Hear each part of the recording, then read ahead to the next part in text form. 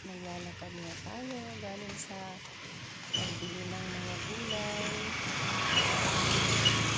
Siligang. Ayun guys. Medyo malamig na ngayon yung lakad.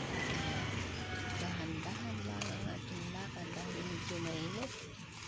Ayun guys, medyo malapit na tayo sa ating uuwian. Lakad lang dahil kinapos sa pamasahe.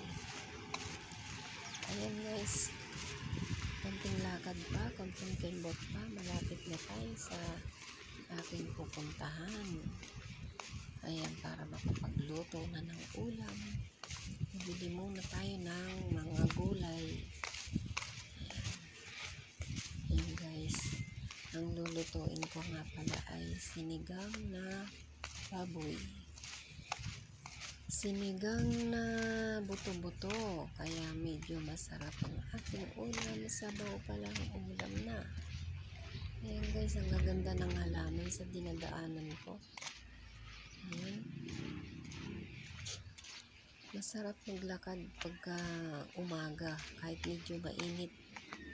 Lalabas talaga ang pawis. Ayan. Ayan guys. Malapit-lapit na ang ating uuwian, kaya konting tulis na lang. At ayan na ang ating bahay. Hindi ko pala bahay. Nakikibahay lang. Yes. Malapit na tayo sa gate. Ayan. Ayan na.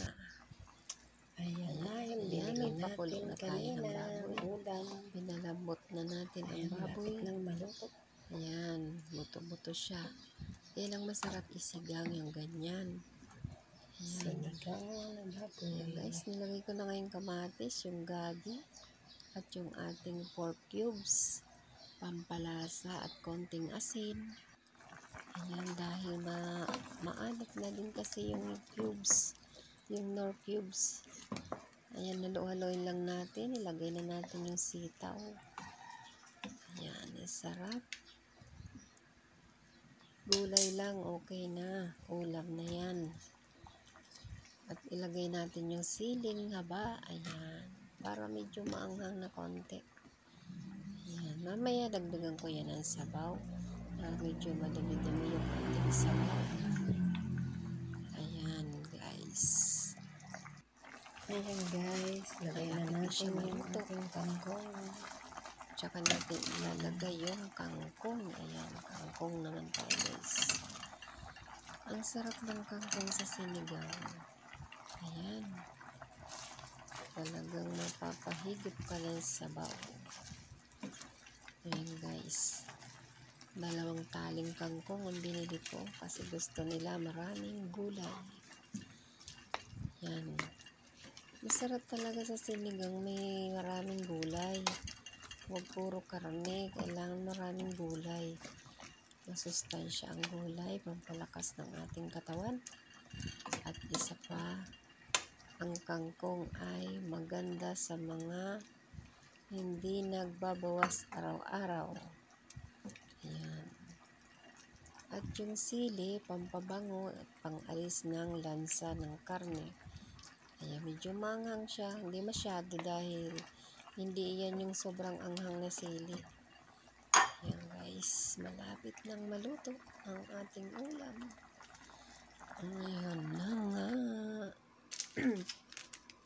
Luto na ang ating ulam. Malapit na tayong kumain. Pakukuluin na lang.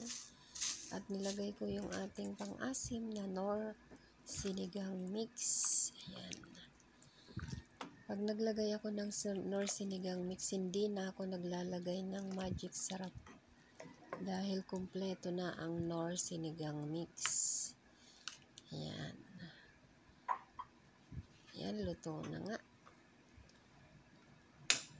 At malambot na din yung ating karne. Ayan guys. Kainan na. Pakukuloy na lang konti. Ayan. At kumulo-kulo na nga ang ating ulam. Ayan. Maraming salamat po sa panonood ninyo ng aking video. Thank you for watching. Bye!